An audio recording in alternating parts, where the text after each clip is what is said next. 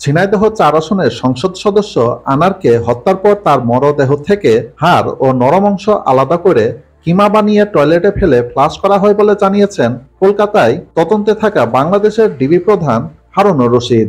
২৭ মে সোমবার সারাদিন বিভিন্ন স্থান পরিদর্শন ও তদন্ত শেষে সন্ধ্যায় ব্রিফিংয়ে সাংবাদিকদের এ কথা বলেন তিনি জানান, ২৫শে মে শনিবার বিমানবন্দর থেকে বেরিয়েই আমরা নিউ টাউন থানার তদন্ত কর্মকর্তাকে নিয়ে ঘটনাস্থল পরিদর্শনে যাই।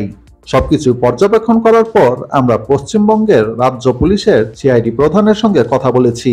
কলকাতা পুলিশ যে ঘাতককে গ্রেপ্তার করেছে তাকে নিয়ে আমরা আজও পুরো ঘটনাস্থল ঘুরে দেখলাম ও প্রতিটি জায়গায় কোথায় কি করেছে সবটাই আমরা তার থেকে শুনেছি। উল্লেখ্য যে গত ১২ মে ঝিনাইদহ থেকে চুয়াডাঙ্গা গেদে সীমান্ত দিয়ে ভারতে যান এমপি আনার। গিয়ে ওঠেন পশ্চিমবঙ্গে তার ঘনিষ্ঠ বন্ধু গোপাল বিশ্বাসের বাড়ি। পরদিন ডাক্তার দেখানোর কথা বলে বাড়ি থেকে বের হয়ে রহস্যজনকভাবে নিখোঁজ হয়ে যান আনারুল আজিম আনার। নিখোঁজের বিষয়ে একটি জিডি করেন তার কলকাতার বন্ধু গোপাল বিশ্বাস। বুধবার ২২শে মে হঠাৎ খবর আসে কলকাতার পার্শ্ববর্তী নিউটাউন এলাকায় সঞ্জীবা গার্ডেন্স নামে একটি আবাসিক ভবনের BU 56 নম্বর রুমে আনারুল আজিম খুন হয়েছেন। ঘরের ভেতর রক্তের দাগ পাওয়া গেলেও মেলেনি তার মরদেহ। এই ঘটনা এখন পর্যন্ত কলকাতায় ১ জন ও বাংলাদেশে ৩ জনকে গ্রেপ্তার করা হয়েছে। তারা হত্যাকাণ্ড বিষয়ে বিভিন্ন তথ্য দিয়েছেন, তবে এখনো হত্যাকাণ্ড ও মরদেহ পাওয়ার জট খুলেনি। যে ফ্ল্যাটে হত্যা করা হয় সেই স্থান ঘুরে দেখালেন ২ দেশে গ্রেপ্তার ৪ জন আসামি। সঞ্জীবা গার্ডেনের ওই ফ্ল্যাটে এ সময় ডিবি প্রধান হারুনুর রশিদ সহ প্রতিনিধি দলের সামনে ঢাকা থেকে ভিডিও কলে যুক্ত করা হয় আমানুল্লাহ আমান ওরফে শিমুল সহ গ্রেপ্তার ৩ জনকে। ফ্ল্যাটের কোথায় কিভাবে হত্যা করা হয়, মরদেহ কিভাবে খণ্ড খণ্ড করা হয়, কিভাবে বাইরে নেওয়া হয় তার সবই বর্ণনা করেন তারা।